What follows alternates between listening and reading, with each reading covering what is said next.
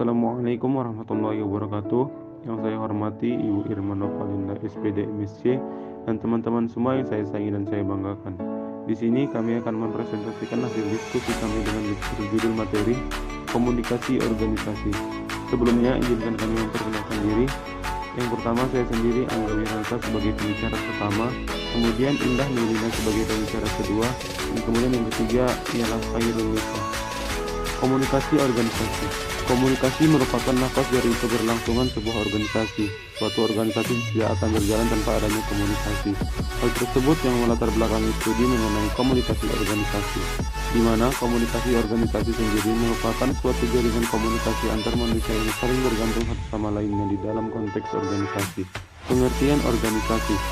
Organisasi sendiri merupakan suatu unit sosial yang terdiri atas organ-organ yang memiliki tugas dan pembagian kerja masing-masing, namun saling berhubungan dan berkaitan satu sama lain guna mencapai suatu tujuan tertentu. Organisasi merupakan bagian penting dalam kehidupan manusia dalam rangka mencapai tujuan dan hidup kita bersama.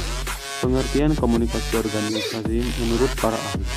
Menurut Arnold dan Feldman pada tahun 1986, komunikasi organisasi adalah suatu proses pertukaran informasi di antara orang-orang dalam suatu organisasi, di mana di dalamnya terdapat 4 tahapan komunikasi yang meliputi: yang pertama, attention atau perhatian, kemudian yang kedua, comprehension atau konferensi, yang ketiga, acceptance as true, kebenaran atau fakta, dan kemudian yang keempat adalah retention atau retensi. Pendapat lain dikemukakan oleh Pest and Fowles pada tahun 2001. Mereka berpendapat bahwa komunikasi organisasi merupakan perilaku pengatur organisasi yang terjadi di antara orang-orang dalam organisasi, dan juga bagaimana mereka yang terlibat dalam proses itu berinteraksi dan memberi makna atas apa yang terjadi. Sementara itu menurut Wirianto pada tahun 2005, komunikasi organisasi adalah pengiriman dan penerimaan pesan organisasi di dalam suatu kelompok, baik itu formal maupun informal dari suatu organisasi.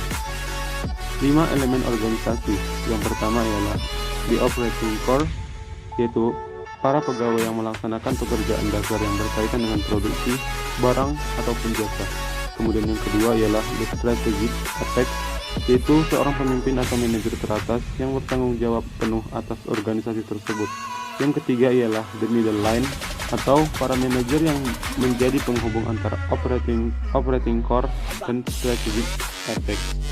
Yang keempat, the technostructure, yaitu mereka yang ditugaskan melaksanakan suatu bentuk standarisasi secara khusus dalam organisasi. Dan yang kelima, the staff support, yaitu orang-orang yang mengisi unit staff yang memberikan jasa guna mendukung jalannya organisasi. Kemudian teori. Beberapa teori terkait dengan komunikasi organisasi diantaranya ialah: yang pertama, teori sistem sosial, yang menyatakan bahwa hubungan-hubungan antara orang-orang memungkinkan suatu organisasi bertahan jauh lebih lama dari orang-orang yang biologis yang menduduki jabatan-jabatan tertentu dalam organisasi. Sedangkan yang kedua, teori public relation, yaitu teori yang menyatakan bahwa public relation adalah keseluruhan upaya yang dilakukan secara terencana dan berkesinambungan. Yang ketiga, teori kepemimpinan. Dalam teori ini dikatakan bahwa pemimpin adalah sosok yang membantu anggota untuk memenuhi kebutuhannya serta tujuan secara bersama-sama. Hersey memformulasikan 4 tugas seorang pemimpin, diantaranya ialah: yang pertama, telling, yaitu mampu memberi informasi secara lugas. Kedua, selling, mampu memberikan petunjuk. Ketiga, participating, mampu menjalankan kerjasama yang baik. Keempat, delegating, mampu mengambil keputusan. Dan kemudian yang keempat, teori kontinum. Teori ini menjelaskan 7 hal sebagai berikut. Yang pertama, manajer membuat keputusan lalu mengumumkan secara tegas. Kemudian yang kedua, manajer membuat keputusan dan memberi pilihan. Yang ketiga, manajer mengemukakan keputusan dan memberi kesempatan untuk mempertanyakannya. Yang keempat, manajer mengumumkan keputusan sementara yang masih dapat diubah. Yang kelima, manajer menentukan batasan dan bawahan diminta untuk memutuskan.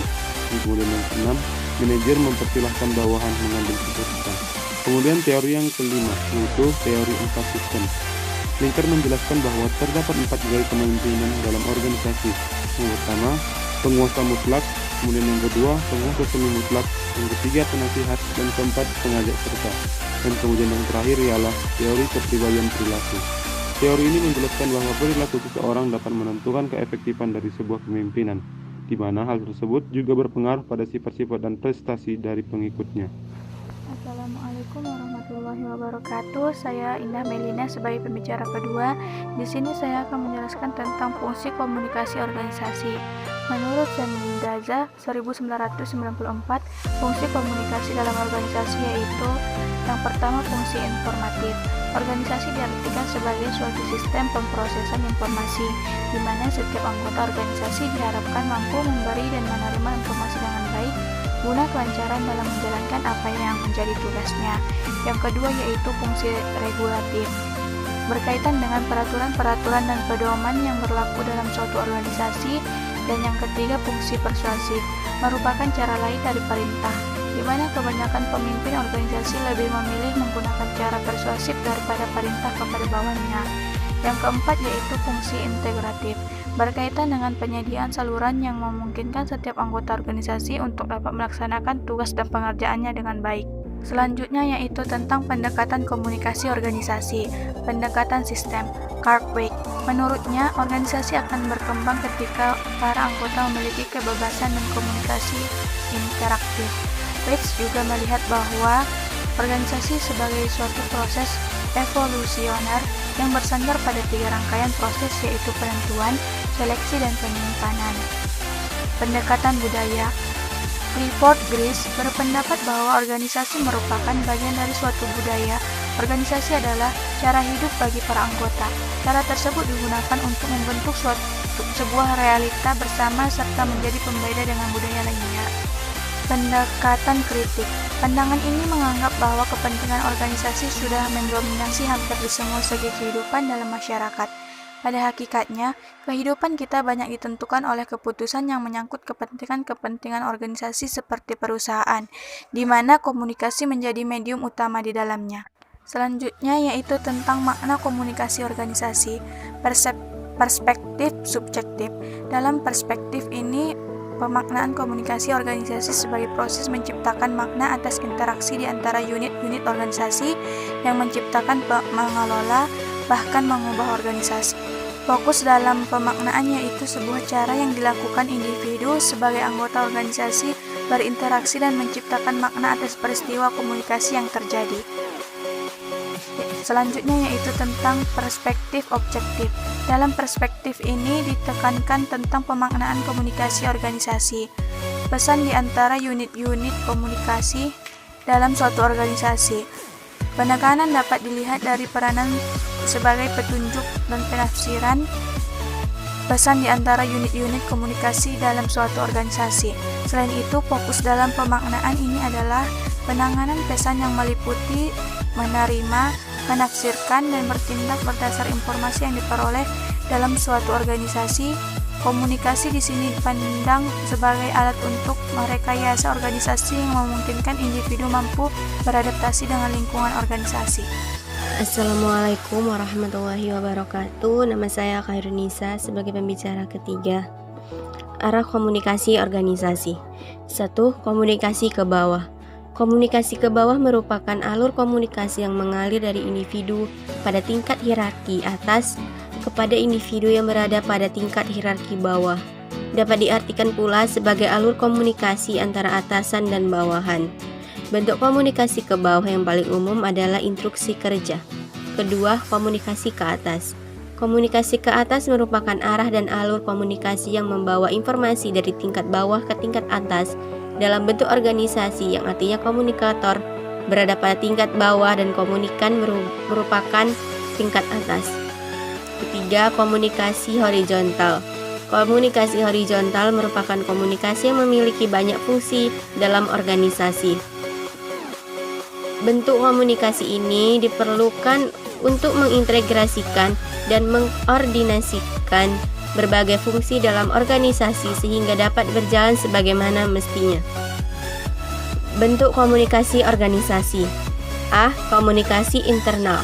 Komunikasi internal merupakan komunikasi yang berlangsung dalam unit-unit, individu-individu atau anggota di dalam internal suatu organisasi. Komunikasi internal dibagi menjadi dua, yaitu 1. Komunikasi personal Dan 2. Komunikasi kelompok. B. Komunikasi eksternal.